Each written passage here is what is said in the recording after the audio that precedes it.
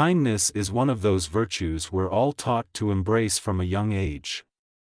We're told to be kind to others, to lend a helping hand, and to prioritize the needs of others over our own. In many ways, kindness is seen as one of the highest forms of good. It reflects compassion, love, and understanding, the very qualities that make us human and connect us to one another. But what if I told you that kindness, when misunderstood or taken to extremes, could actually ruin your life? Yes, the very thing that we often uphold as a virtue can lead to burnout, resentment, and lost opportunities when we don't strike a healthy balance.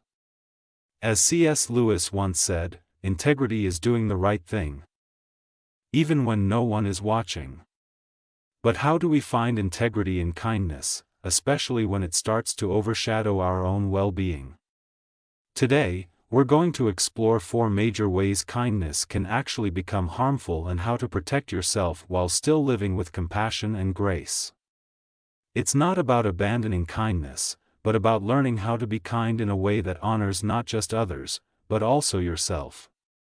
We'll dive into wisdom from the Bible, personal stories, and practical tips that will empower you to live a life of balanced kindness, a life where you can give to others without losing yourself in the process. So, if you're ready to reimagine what it means to be kind, let's begin this journey together. Let's start with the first way that excessive kindness can ruin your life. It opens the door for exploitation.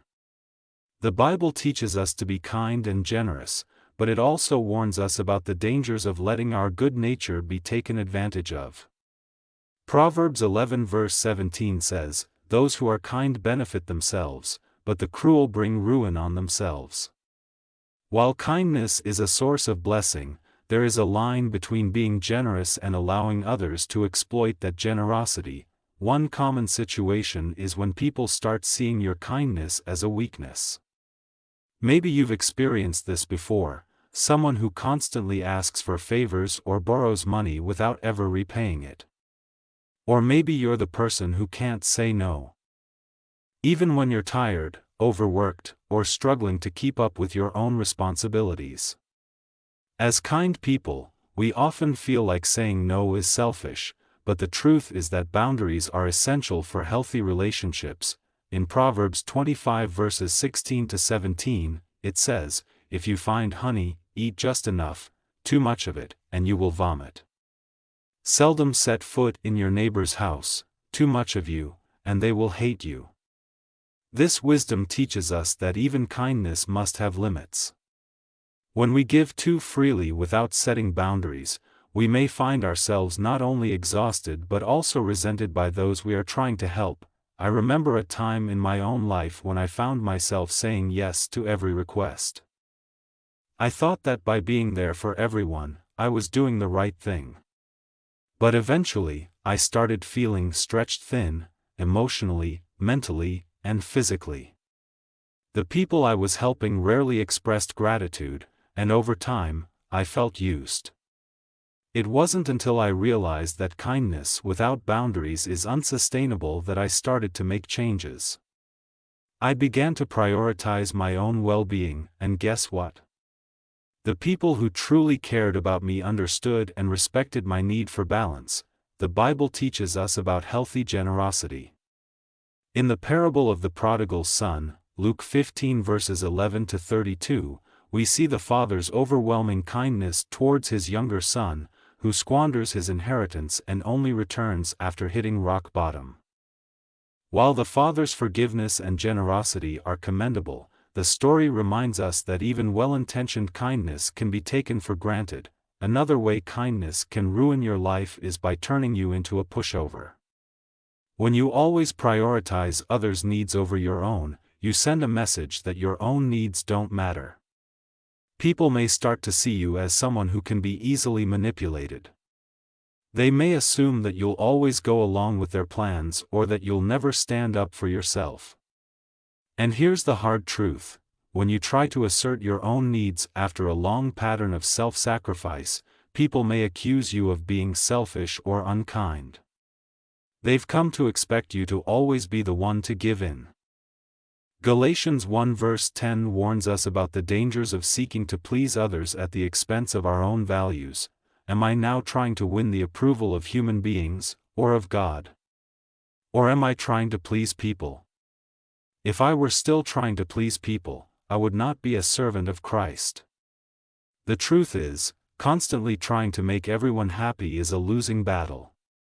You will never be able to please everyone, and trying to do so will only lead to frustration and resentment. I've seen so many kind-hearted people, including myself, fall into this trap. We want to be liked and appreciated, so we keep saying yes to everything. But in the long run, this is not sustainable. Eventually, you'll start to feel resentful and even angry that you're always the one making sacrifices. You'll wonder what your life could have been like if you had put yourself first for once. Jesus himself understood the importance of knowing his purpose and setting boundaries. In Luke 4 verse 43, he says, "I must proclaim the good news of the kingdom of God to the other towns also, because that is why I was sent." Even when people pressured him to stay, he knew when to say no because he was focused on his mission. The lesson here is clear: don't let kindness become a trap where you lose your voice and your own needs.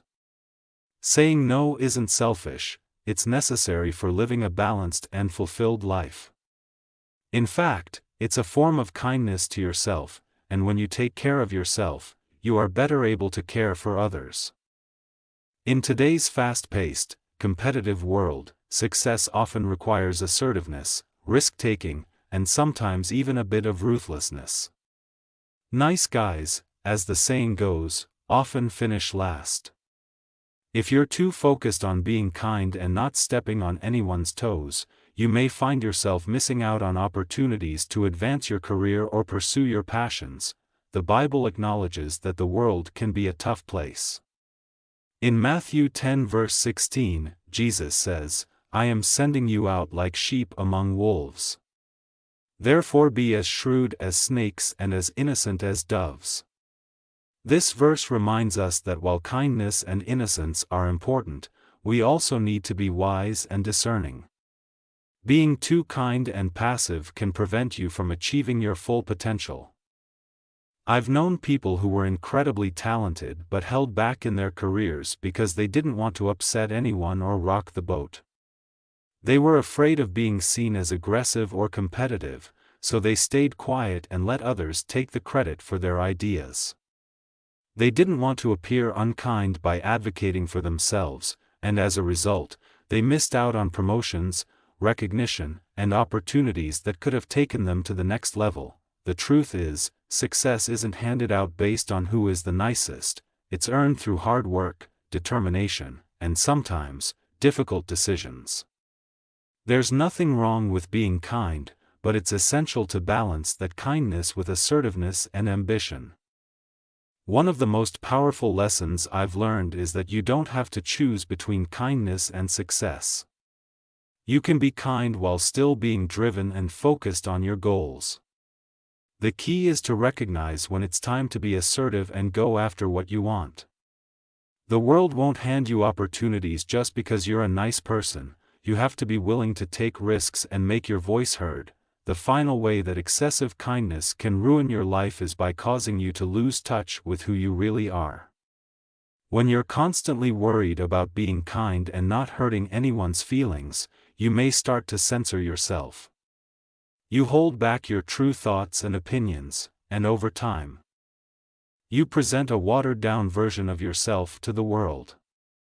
This lack of authenticity can be damaging not only to your sense of self but also to your relationships. People can sense when you're not being genuine. They can tell when you're holding back or sugarcoating the truth, and over time, they may start to lose trust in you. Proverbs 27 verses 5 to 6 says, "Better is open rebuke than hidden love." Wounds from a friend can be trusted, but an enemy multiplies kisses. True kindness involves being honest and authentic, even when the truth is difficult to hear. I've experienced this firsthand in my own relationships. There were times when I was so focused on being kind that I avoided difficult conversations. I didn't want to hurt anyone's feelings, so I kept my thoughts to myself. But over time, this led to a breakdown in trust. My friends and family started to sense that I wasn't being entirely honest with them, and it eroded the foundation of our relationships. It wasn't until I started being more open and authentic that those relationships began to heal. The Bible also teaches us that we must be true to ourselves. In Mark 8 verse 36, Jesus says, "What good is it for someone to gain the whole world, yet forfeit their soul?" When you're constantly suppressing your true self in the name of kindness, you risk losing touch with who you are. True kindness isn't about always being agreeable, it's about being real. Even when it's hard, kindness is a beautiful and necessary virtue, but like all good things, it must be practiced in balance. When taken to extremes, kindness can lead to exploitation, turn you into a pushover, hold you back from success, and cause you to lose your authenticity. But when practiced with wisdom and boundaries, kindness can be a source of strength, fulfillment, and connection. As we've explored today, the Bible offers us valuable insights into how to balance kindness with self-preservation. Jesus himself modeled this balance, showing us that we can be both compassionate and assertive, generous and discerning, kind and true to ourselves. So, as you go forward in your life, remember this: kindness is powerful, but it's even more powerful when it's practiced with wisdom, balance, and a deep sense of self-respect. You don't have to choose between being kind and standing up for yourself. You can do both. In fact, the most authentic and impactful kindness comes from a place of strength, where you honor your own needs while also caring for others. Let today be the day you reclaim your kindness, not as a burden or a source of weakness, but as a powerful force for good in your life and the lives of those around you. And remember, true kindness starts with being kind to yourself.